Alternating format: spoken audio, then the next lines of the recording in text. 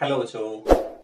आज हम क्लास 12 का नेक्स्ट टॉपिक लेके हाजिर हैं और टॉपिक का नाम है dipole, electric dipole and dipole moment. इसी के ऊपर हमारा आज पूरा टॉपिक रहेगा। तो बच्चों, सबसे पहले हम बात करते हैं इलेक्ट्रिक डाइपोल होती क्या है, व्हाट इज इलेक्ट्रिक डाइपोल। तो जैसे कि आप जानते हैं, अभी तक हमने जो केस डिस्कस किया है कि there are so many charges interact with each other. अगर ऐसा हो, अगर कोई ऐसा स्पेशल केस बने कि जिस केस के अंदर there are two charges separated by a small distance in such a way that both charge have the magnitude same but opposite sign। Sign तो उनका अपोजिट है लेकिन मैग्नीट्यूड क्या है, सेम है। तो एक ऐसे सिस्टम को हम क्या कहेंगे बच्चों, डाइपोल कहेंगे। डाई मतलब दो, जिसके दो पोल हो। और पोल कैसे, अगर एक का नेचर प्लस का है तो साइन चार्ज है, दूसरे पे कैसा हो, माइनस चार्ज हो। मैग्नीट्यूड दोनों का क्या होना चाहिए, सेम होना चाहिए।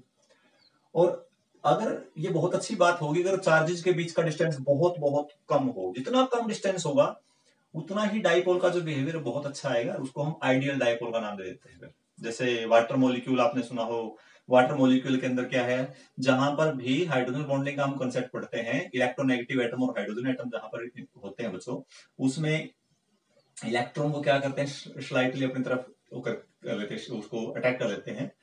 तो उसके ऊपर स्लाइटली नेगेटिव आ जाता है, उसके ऊपर स्लाइटली पॉजिटिव आ जाता है। ऑक्सीजन के ऊपर स्लाइटली नेगेटिव, हाइड्रोजन में स्लाइटली पॉजिटिव। तो जो वो भी जो सिस्टम बन रहा है वहां पर, that is also called dipole. उसका जिक्र हम करेंगे, तो इसको तो कहेंगे बच्चा डाइपोल। अब डाइपोल, इसको भी हम एज ए फिजिकल क्वांटिटी कैसे डिस्कस करेंगे, तो सिस्टम है चार्ज का। This is not a physical quantity, the physical quantity which define the strength of the dipole. और उसके बाद हम और क्या क्या उसके हम यूज ले सकते हैं, क्या फिजिकल सिग्निफिकेंस होगा। तो वो जो फिजिकल क्वांटिटी है वो बच्चों electric dipole moment. Electric dipole moment हम उसको कैसे डिफाइन करेंगे। तो इलेक्ट्रिक डाइपोल मोमेंट को आप मान लिया हमने पी से लिख दिया, वेक्टर क्वांटिटी होगी बच्चों। It is defined as the magnitude of either charge, remember that, magnitude of either charge and the distance between them. अब देखो, डिस्टेंस तो हम स्केलर क्वांटिटी में ट्रीट करते हैं, हालांकि डिस्टेंस को वेक्टर में कर सकते हैं, बाद में बताएंगे कैसे कर सकते हैं। सेकंड थर्ड यूनिट पे हम आएंगे, वहां जब जरूरत पड़ेगी हमें। तो ये हो गया बच्चों। अब इसकी जो डायरेक्शन होगी डाइपोल मोमेंट की, वो डायरेक्शन होती है माइनस क्यू से प्लस क्यू की ओर। So direction of dipole moment is along, जो अगर इस पी की डायरेक्शन हम देखें तो पी की डायरेक्शन इस तरफ आएगी। This is the direction of P. Okay, तो इसको भी अगर वेक्टर दिखाना तो यहां हम एक यूनिट वेक्टर ड्रा कर लेते हैं, आर कैप, और यहां हम इसको मल्टीप्लाई कर देंगे आर कैप से। This R cap gives the direction of dipole moment. ये उसी तरफ होगा जो हमने डायरेक्शन चाहिए थी डाइपोल मोमेंट की। और ये कैसे पता चला, आर कैप की डायरेक्शन है क्या, आर कैप किससे कहां से कहां है, नेगेटिव क्यू से पॉजिटिव क्यू की तरफ होगा। This is called dipole moment. Okay, तो मैग्नीट्यूड में जब हम इसको लिखेंगे तो उसको लिखेंगे बच्चों Q into 2। This is the magnitude case. But very important point आपको ध्यान रखना है, वेक्टर क्वांटिटी है। वेक्टर क्वांटिटी में जब आप नेट डाइपोल मोमेंट निकालोगे कहीं पर, तो उसमें आपकी बहुत ज्यादा हेल्प करेगी बच्चों। ठीक है, यूनिट आएगी इसकी कूलाम मीटर। गलती से भी मीटर कूलाम मत लिख देना इसको, अगर आप मीटर आगे लिखोगे तो मिली रीड किया जाएगा, तो मिली कूलाम बन जाएगा बच्चों। कूलाम वो इसकी यूनिट नहीं बनेगी, वो चार्ज की यूनिट बन जाएगी। ठीक है ना, तो यूनिट आगे बच्चों इसकी कूलाम मीटर। कैसी क्वांटिटी है, वेक्टर है। कैसी क्वांटिटी है, वेक्टर क्वांटिटी है। और डायरेक्शन क्या आएगी बच्चों, डायरेक्शन आएगी negative to positive, negative to positive, ये इसकी डायरेक्शन आ जाएगी। ठीक, इसके बाद हम नेक्स्ट टॉपिक पे आते हैं। अब जैसे पहले हमने थोड़ा सा अगर फील आए तो हमने डिस्टेंस कितना लिया बच्चों, 2a ले लिया। हम ए भी ले सकते हैं, कोई बड़ी बात नहीं है, लेकिन 2a लेने का रीजन ये है, जब भी हम सिस्टम ऑफ डाइपोल की एनर्जी निकालेंगे ना, तो वो हमेशा सेंटर से ट्रीट करते हैं। और सेंटर से करोगे तो इसको हाफ करना पड़ेगा, तो फिर वो कैलकुलेशन में कहीं ना कहीं आपको दिक्कत करेगा, इसलिए 2a लिख लेते हैं, ये ध्यान रखना। ठीक, अब मान लिया आपको दो चार्ज देखे हैं, there are two charges, -5 coulomb micro coulomb.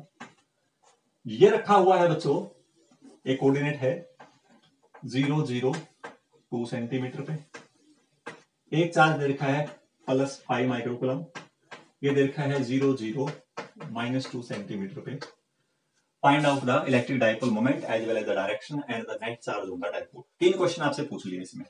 पहला क्वेश्चन पूछा डायपोल मोमेंट क्या है, मैग्नीट्यूड निकालो, दूसरा पूछा डायरेक्शन क्या है, और तीसरा पूछा नेट चार्ज क्या है। ठीक, सबसे पहले आप इसको अरेंज कीजिए, कोऑर्डिनेट दे रखे तो कोऑर्डिनेट पे पहले चार्ज को अरेंज कीजिए, सबसे पहला काम आपने करना चार्ज को अरेंज करना।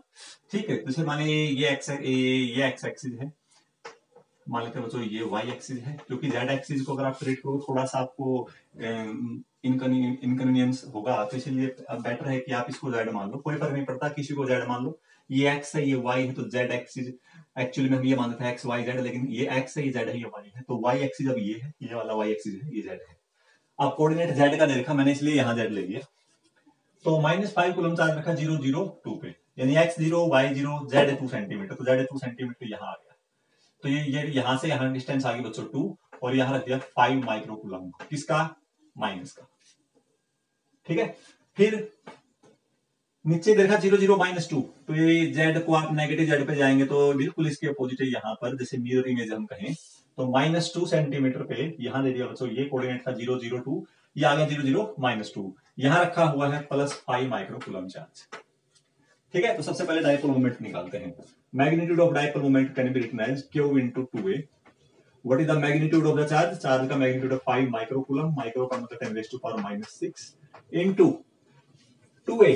2a is the distance between the two charges, remember that distance between the two charges। तो डिस्टेंस कितनी होगी, यहां से ये डिस्टेंस और ये डिस्टेंस, तो इन दोनों को, इनके बीच का डिस्टेंस कितना है बच्चों, यहां से यहां 2 है, और ये यहां कितना था 2 था, तो टोटल कितनी आ गई 4 सेंटीमीटर, 10⁻⁻2 मीटर में कन्वर्ट कर दीजिए।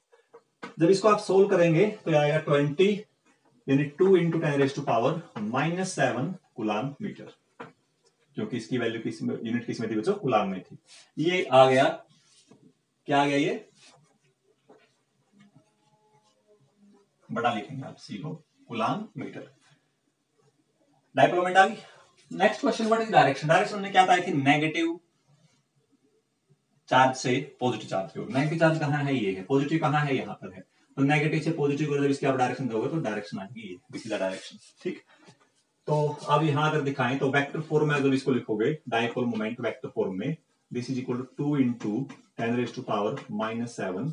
देखो यहाँ इंटरवेक्टर आर कैप लिखा था ना बच्चों, तो ये आर कैप क्या है, ये डायपोल की डायरेक्शन बताता है, तो यहाँ आर कैप की वैल्यू क्या बनेगी, कौन सी एक्सिस है, जेड एक्सिस, प्लस जेड में कौन सा इंटरवेक्टर लेते हैं, के कैप, तो नेगेटिव जेड में कौन सा लोगे, माइनस के कैप, तो यहाँ आ जाएगा बच्चों माइनस के cap. So this is the vector formation. Next question, what is the net charge, आप देख लीजिए, नेट चार्ज क्या आएगा, 0 आएगा, माइनस इतना उतना है, क्या है बच्चों, प्लस है। क्लियर, एक क्वेश्चन और करते हैं, उसके बाद हम आगे बढ़ते हैं। इसके बाद अगला पॉइंट है, अगला क्वेश्चन है कि अब हमारे पास इस तरह से अरेंजमेंट दे दिया बच्चों, this is Y axis, this is X axis, and this is negative X axis, this is negative Y axis. एक अरेंजमेंट ऐसे दे रखा है आपको, चार्ज का अरेंजमेंट दे रखा बच्चों इस तरह से, एक अरेंजमेंट इस तरह से है, और एक अरेंजमेंट दे रखा है इस तरह से। ओके, एक चार्ज यहां रखा हुआ है -3 माइक्रोकूलम, एक चार्ज यहां रखा हुआ है +3 माइक्रोकूलम, एक चार्ज यहां रखा हुआ है +3, अगर हम इसको देखें +3 माइक्रोकूलम, और एक चार्ज बच्चों यहां रखा हुआ है -3 microcoulomb. What will be the net dipole moment of the system, इस सिस्टम की नेट डायपोल मोमेंट बतानी है आपने क्या होगी। ठीक है, और इसकी डिस्टेंस आपको दे रखी है, यहाँ पर डिस्टेंस दे रखी है, जो दोनों चार्जेस के बीच का डिस्टेंस वो दे रखा है 2 centimetre, this is the distance between the two charges, जिसको हम 2a लिखते हैं। बताइए तो क्या करोगे, सबसे पहले हम क्या करेंगे, सबसे पहले हम, क्योंकि डायपोल क्या है, वेक्टर क्वांटिटी है, सबसे पहले वेक्टर की है तो उसकी डायरेक्शन को असाइन करना बहुत जरूरी है। ठीक, तो यहाँ इसकी डायपोल की डायरेक्शन आएगी बच्चों नेगेटिव से पॉजिटिव, और एक और यहाँ पर आपको एक इसमें क्वेश्चन में दे रखा था, ये जो एंगल है बच्चे इसके बीच का, ये देखा 30 डिग्री, यानी ये जो ऐसा अलाइनमेंट है ये इसके साथ वाई एक्सिस का 30 डिग्री पे, ये गिवन है। तो देखो इसकी जो डायरेक्शन आएगी -3 से +3 की तरफ जाएगी, this is the direction of dipole moment. और इस डायपोल मोमेंट की डायरेक्शन क्या आएगी बच्चों, यहाँ ये क्या है -3 माइक्रोकूलम है, ये +3, इसकी डायरेक्शन आएगी बच्चों इस तरफ। यानी अगर आप ध्यान से देखें हमारे पास दो डायपोल आ गई है, और दोनों डायपोल कुछ इस तरह से आई है, एक डायपोल मोमेंट आ गई इस तरफ और एक आ गई इस तरफ। ये डायपोल मोमेंट भी P है, ये डायपोल मोमेंट भी P है, क्योंकि दोनों का मैग्नीट्यूड क्या बच्चों सेम है। क्यों है? क्योंकि दोनों का पेयर सेम है और दोनों के बीच की डिस्टेंस भी क्या है सेम है। अब यहां ये y एक्सिस के साथ कितना एंगल बना रहा है 30, तो टोटल एंगल कितना बन गया बच्चों? अगर y के साथ 30 बनाया है, y के साथ अगर 30 बनाया है तो 90 तो आ गया बच्चे ये, और 30 आ गया ये, तो ये एंगल आ गया बच्चों 120। ठीक है, तो find out net magnetic moment. आपको याद होगा दो वेक्टर अगर 120 डिग्री के एंगल पे हैं और दोनों का मैग्नीट्यूड सेम है, उनका रिजल्टेंट भी सेम आएगा। आएगा नहीं आएगा? करके देख लेना, आप चेक करना। तो मैग्नीट्यूड ऑफ डायपोल मोमेंट जो आएगा वो क्या आएगा बच्चों? वो सेम आएगा। तो वो आ जाएगा P square plus 2 P square cos of 120। Solve कीजिए, पी आ जाएगा। आगे उसके बाद डायरेक्शन क्या आएगी? डायरेक्शन आ जाएगी ये और ये सेम है तो बिल्कुल इसके बीचों बीच जाएगा और ये आएगी net direction. This is net P moment, जो कि आपने पी निकाला है दोनों का रिजल्टेंट, वो आएगा बच्चे। और ये 60 का रियल कितने का बनेगा? 60 का। पी निकाल लो। मैग्नीट्यूड एक चार्ज का कितना है 3 10⁻⁻6 और चार्ज का डिस्टेंस कितना है 2 सेंटीमीटर 10⁻⁻2। इसकी वैल्यू फाइंड आउट कर लीजिए, वो डायपोल मोमेंट आ जाएगी। ठीक है, तो मुझे उम्मीद है कि आपको डायपोल मोमेंट का कॉन्सेप्ट समझ में आ गया होगा। दूसरा पॉइंट बेटे इसमें ये है कि what is the physical significance of dipole moment. Dipole moment play very important role to distinguish between the polar and non polar molecules. हम आगे डायलेक्ट्रिक सब्सटेंस भी डिस्कस करेंगे, जैसे मैंने वाटर का एग्जांपल दिया। ऐसे ऐसे सब्सटेंस जिनके मॉलिक्यूल्स की अपनी खुद की डायपोल मोमेंट होती है, दो substances are known as polar molecules. और जिन सब्सटेंसेस के एटम और मॉलिक्यूल के पास इंडिविजुअल डायपोल मोमेंट नहीं होती है, those are called non polar molecules. जो भी मॉलिक्यूल सिमेट्री में होंगे, चाहे H2 है, चाहे O2 है, चाहे आपका N2 है या CO2 है, लीनियर सिमेट्री अगर जहां पर भी होगी बच्चों, और जरूरी नहीं है कि लीनियर हो, कोई और भी सिमेट्री बन सकती है। इस तरह से हो कि नेट डायपोल मोमेंट अगर उनकी जो भी मॉलिक्यूल इधर उधर बनते हैं, एक मॉलिक्यूल की मोमेंट जीरो आ रही है तो नॉन पोलर कैटेगरी में आएंगे।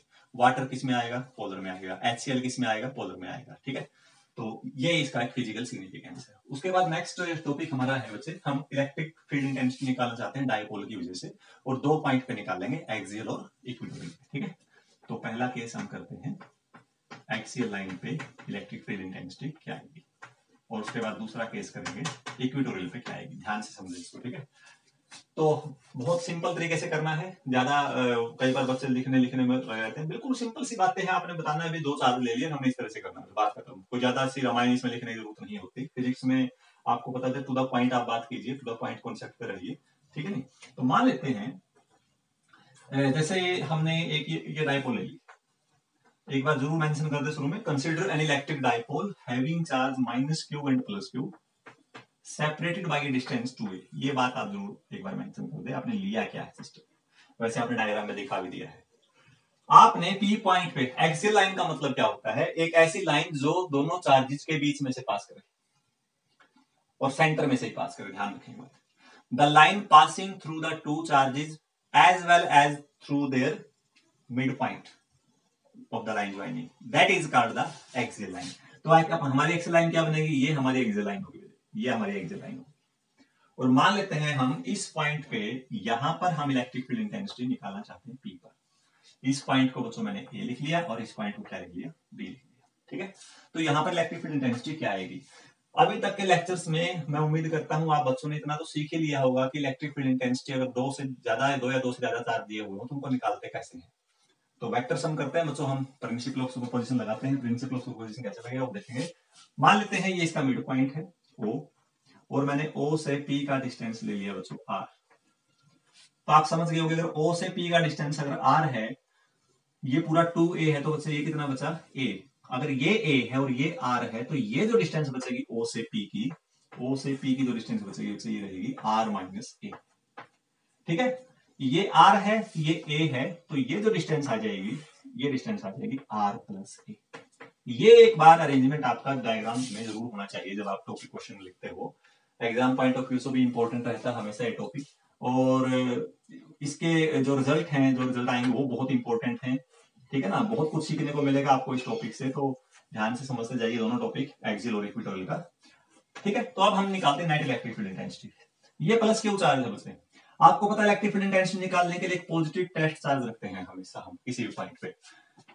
रखते ही रखते हैं। पॉजिटिव टेस्ट चार्ज का मतलब क्या है, अगर आप कोई बच्चे ने पहली बार स्टार्ट किया हो टॉपिक देखना तो फिर पिछले लेक्चर्स भी आप देख सकते हो, उसी सीरीज में मिलेंगे, जैसे 12th की अलग सीरीज है तो उसमें आप इलेक्ट्रिक फील्ड से रिलेटेड, डायपोल से रिलेटेड सारी की सारी जानकारी आपको उसमें मिलेगी। ठीक, तो इलेक्ट्रिक टेस्ट चार्ज है, ये पॉजिटिव क्या करेगा बच्चे, इसको रिपेल करेगा।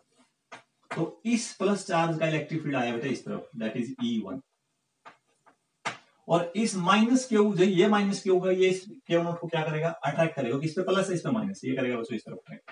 लेकिन इसका फील्ड कम होगा और इसका फील्ड ज्यादा होगा, नेचुरल सी बात है, ये नजदीक है, चार्ज तो दोनों सेम है, तो जिसकी डिस्टेंस ज्यादा होगी उसका इफेक्ट कम होगा, जिसकी डिस्टेंस कम उसका इफेक्ट ज्यादा होगा, तो इसकी इलेक्ट्रिक फील्ड इंटेंसिटी लिखते हैं E। ठीक, तो ज्यादा सा लंबा चौड़ा मैथमेटिक्स बनेगा नहीं इसमें, क्योंकि आपके सामने आ गई बात, एक वेक्टर इस तरफ है, एक वेक्टर इस तरफ, अगर किसी एक पॉइंट पे दो वेक्टर एक दूसरे के अपोजिट हैं तो नेट इलेक्ट्रिक फील्ड निकालने का बहुत ही आसान तरीका बन जाता है हमारे लिए, वो आ जाएगा बच्चों, जो इलेक्ट्रिक फील्ड ज्यादा है हम उसको पहले लिख लेते हैं, E1 के इलेक्ट्रिक फील्ड में से E2 का इलेक्ट्रिक फील्ड घटा दो, बात खत्म। ठीक है, आप कहोगे सर E1 का इलेक्ट्रिक फील्ड कितना है, ये हम पहले निकाल चुके हैं, क्योंकि E1 क्या है, E1 है बच्चों इसका इलेक्ट्रिक फील्ड, इस चार्ज का, तो इस चार्ज का इलेक्ट्रिक फील्ड यहां पर कितना आएगा, पॉइंट चार्ज का इलेक्ट्रिक फील्ड का फॉर्मूला पता है आपको, K Q divide by R square, what is R square, R square is this R minus A का स्क्वायर, R माइनस A का स्क्वायर, माइनस E2 क्या आएगा, E2 आएगा K, चार्ज कितना Q, माइनस साइन नहीं लिखोगे यहां पर, ठीक है ना, ये ऑलरेडी हमने यहाँ जो डायरेक्शन में वो साइन कंसीडर कर लिया, वेक्टर की खास बात यही है, वेक्टर में सबसे पहले हम डायरेक्शन साइन करते हैं, और डायरेक्शन असाइन करते समय सारा केस आप कर चुके होते हो बच्चों, उसमें प्लस माइनस का सारा निचोड़ ले चुके होते, कहीं यहाँ माइनस क्यों लिख दो इसको, यहाँ मैग्नीट्यूड ले रहे हैं केवल दिखाई दे रहा है आपको, और जहां प्लस माइनस की वो ऑलरेडी अंडरस्टूड हो चुका है डायरेक्शन की वजह से, डिवाइड बाई नीचे आ जाएगा R plus A whole square.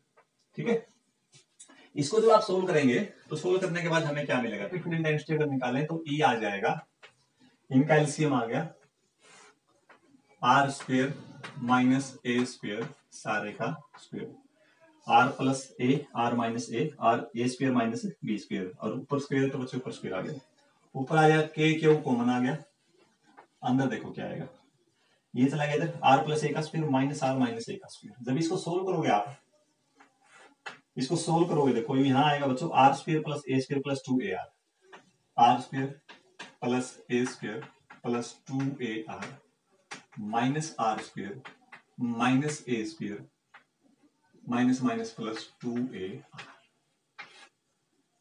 R square cancel out, ऊपर आ गया 4AR स्मॉल k क्यों, इस 4AR को बच्चे मैं लिख सकता हूं, 2A तो लिख लो बेटे यहां पर इसके साथ, और 2R बच गया उसको लिख लो बाहर, समझिए ना, 2AR प्लस 2AR हो गया 4AR, 4AR में से 2A लिख लिया अंदर और 2R लिख लिया बाहर, और यहां आ गया R square minus A square का square, this is the net electric field intensity, Q into 2A क्या बन गया, डायपोल मोमेंट, तो इसको लिख देंगे स्मॉल k इंटू P, 2 ले लीजिए आगे, R डिवाइड बाई नीचे क्या आएगा R square minus A square, R square minus A square, vector क्यों लग रहा है, R square minus A square whole square, ये बच्चे आपके लिए E की वैल्यू आ जाएगी।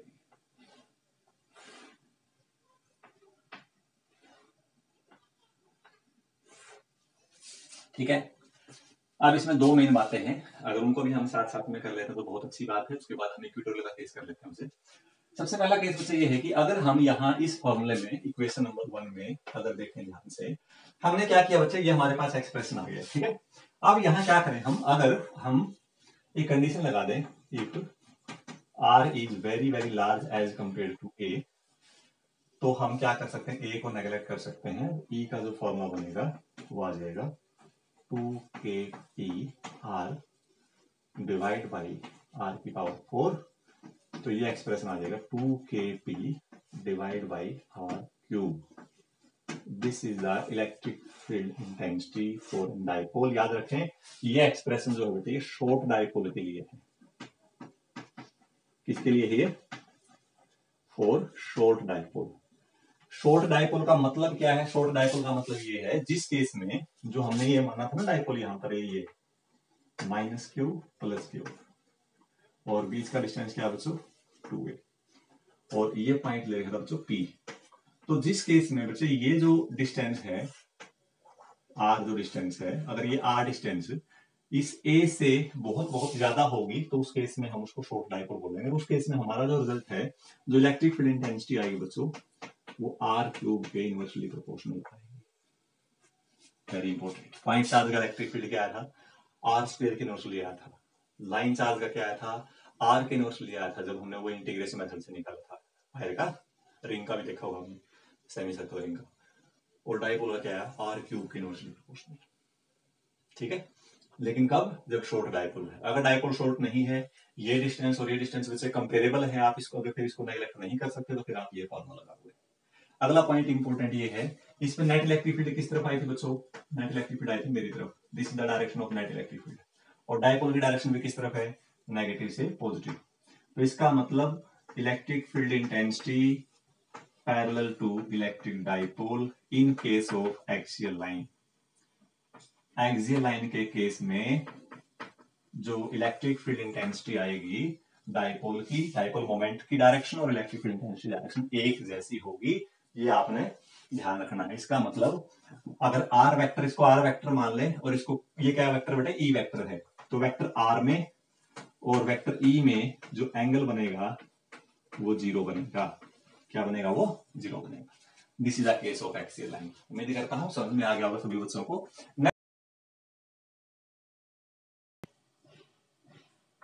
माइनस क्यू प्लस क्यू, बीच का डिस्टेंस ले लिया आपने, ठीक है, और ये पॉइंट पी ले लिया। यहां टेस्ट चार्ज दे बेटे, पी पॉइंट कहां लोगे आप? पी पॉइंट इस तरह से लेना है कि वो किस लाइन पे हो? एक ऐसी लाइन पे हो जो लाइन आपकी डायपोल के परपेंडिकुलर, डायपोल की जो लाइन है ना उसके परपेंडिकुलर हो और उसके मिड पॉइंट में से गुजरती हो। उसको हम इक्वेटोरियल लाइन कहेंगे। क्या होती है इक्वेटोरियल लाइन? ऐसी लाइन जो डायपोल की लेंथ के परपेंडिकुलर हो और मिड पॉइंट में से पास करे। तो ये टेस्ट चार्ज ये क्या करेगा बच्चे? इसको अट्रैक्ट करेगा अपनी तरफ। तो इलेक्ट्रिक फील्ड इंटेंसिटी डायरेक्शन आ गई इस तरफ। और ये क्या करेगा? ये करेगा इसको रिपेल। प्लस है, ये प्लस है, तो इसकी डायरेक्शन आ जाएगी बच्चों इस तरफ। देखो सबसे मेन बात यही है कि अगर आपने डायरेक्शन निकाल ली ना एक बार तो फिर कोई दिक्कत नहीं है। तो हमने देखो दोनों तरफ से डायरेक्शन पता चल गई। ये इलेक्ट्रिक फील्ड टेस्ट चार्ज था बच्चों, यहाँ पर हमने ये पॉइंट चार्ज लिखा है। ठीक है, ये एंगल थीटा मान लिया तो ये एंगल भी कितना होगा? थीटा होगा। इस लाइन के पैरेलल यहां एक लाइन ड्रा कर लेते हैं। ठीक है, और ये आ गया बच्चों वाई एक्सिस। ये वाई एक्सिस है। इस टेस्ट चार्ज को मैं यहां लिख लेता हूं क्यों नोट। ये वाई आ गया तो नीचे तरफ क्या आ जाएगा? Negative Y. ये एक्स एक्सिस आ गया, नेगेटिव एक्स कहेंगे बोले इसको। ये पॉइंट क्या है? ओ है। ये डिस्टेंस मानिए बच्चों आर। ये डिस्टेंस टोटल कितनी है? 2a। तो ये कितनी आएगी? a। ये कितनी आएगी? a। तो ये आ जाएगी R square plus A square का रूट, और ये आ जाएगी बच्चों R square plus A square का रूट। सेम आएगी ना, सेम चार्ज सेम डिस्टेंस पे है। ये एंगल थीटा है तो बच्चों ये एंगल भी कितना होगा? थीटा। अब आप एक बार देखो, सबसे मेन पॉइंट, दोनों चार्ज Q और Q नोट का मैग्नीट्यूड सेम, यहां भी इनका मैग्नीट्यूड सेम, दोनों के डिस्टेंस सेम, यानी दोनों का इलेक्ट्रिक फील्ड इंटेंसिटी सेम आएगा। तो दोनों का इलेक्ट्रिक फील्ड इंटेंसिटी अगर मैं लिखूं E1 इलेक्ट्रिक फील्ड इंटेंसिटी और magnitude of E2 electric field intensity, वो आएगा उससे K Q divide by R square. R square आ गया बच्चों R square plus A square का रूट, और रूट का स्क्वेयर करोगे तो ये आ गया। इन दोनों की इलेक्ट्रिक फील्ड आ गई बच्चों ये, दोनों बराबर हो गई। अब दूसरी बात, इस इलेक्ट्रिक फील्ड की वैल्यू मान ली हमने E1 और इसकी इलेक्ट्रिक फील्ड की इंटेंसिटी मान ली E2। इस E1 के दो कंपोनेंट आएंगे, एक कंपोनेंट आएगा x के लॉन्ग आएगा और एक आएगा y के लॉन्ग। इसका भी दो कंपोनेंट आएंगे, एक आएगा x के लॉन्ग और एक आएगा y के लॉन्ग। ठीक, तो सबसे पहले अगर हम देखें x के लॉन्ग टोटल कंपोनेंट कितना आया हमारे पास? Electric field intensity along x axis वो आ जाएगी बच्चे electric field intensity of E1 along x axis plus electric field intensity of 2 along x axis, ऐसे लिखेगा ना। और y के लॉन्ग क्या आएगा? y के लोग आएगा electric field intensity of 1 along y axis plus electric field intensity of 2 along y axis. अब ये कितना है E1x, इस E1 का x के लॉन्ग कंपोनेंट आ गया E1 cos थीटा और इसका आ गया बच्चों E2 cos थीटा। यहां आ जाएगा E1 sin थीटा y का कंपोनेंट और 2 का y के लॉन्ग कंपोनेंट, ये ऊपर तो बच्चे हम नीचे भी आ जाए माइनस E2 sin थीटा। अब आपको पता है दोनों वैल्यू बराबर हैं तो इसको आप बेशक से 2E1 cos थीटा लिखो, कोई फर्क नहीं पड़ेगा। और ये क्या आ जाएगा बच्चों 0, तो हमारे पास केवल x कंपोनेंट बचा, तो हमारे पास वैल्यू रह गई 2E1 cos थीटा। इसकी वैल्यू पुट कर दो, 2E1 की वैल्यू बचे k Q divide by R square plus X square की पावर 1/2 का स्क्वायर, ये हो गया, ये वैल्यू है ना, ये into cos theta. cos theta की वैल्यू आ जाएगी base upon hypotenuse, base upon hypotenuse. तो बेस की वैल्यू है a और हाइपोटेन्यूज की वैल्यू है ये a स्क्वायर है, यहाँ पर R square plus a square की पावर 1/2 और इसको ऐसे लिखते हैं k Q into 2a divide by R square plus a square की पावर 3/2। इसकी वैल्यू आ गई, तो ये आ गया बच्चा अपना net electric field intensity due to equatorial line. इसको लिख देंगे हम kp divide by R square plus a square की पावर 3। ओके, अब क्या किए वही बात, अगर शॉर्ट डाइपोल का केस हम करें, शॉर्ट डाइपोल अगर है तो शॉर्ट डाइपोल के लिए बच्चों क्या होगा, आर की वैल्यू a से बहुत बहुत ज्यादा आएगी और अगर ऐसा होगा तो हम आर को नेग्लेक्ट कर सकते हैं, तो इलेक्ट्रिक फील्ड इंटेंसिटी आ जाएगी kp divide by R Q, kp divide by R Q. और इलेक्ट्रिक फील्ड एक्सेल हो गया था 2 kp बाई आर क्यू। तो शॉर्ट डाइपोल के लिए रिमेंबर दैट, शॉर्ट डाइपोल के लिए electric field intensity of axial line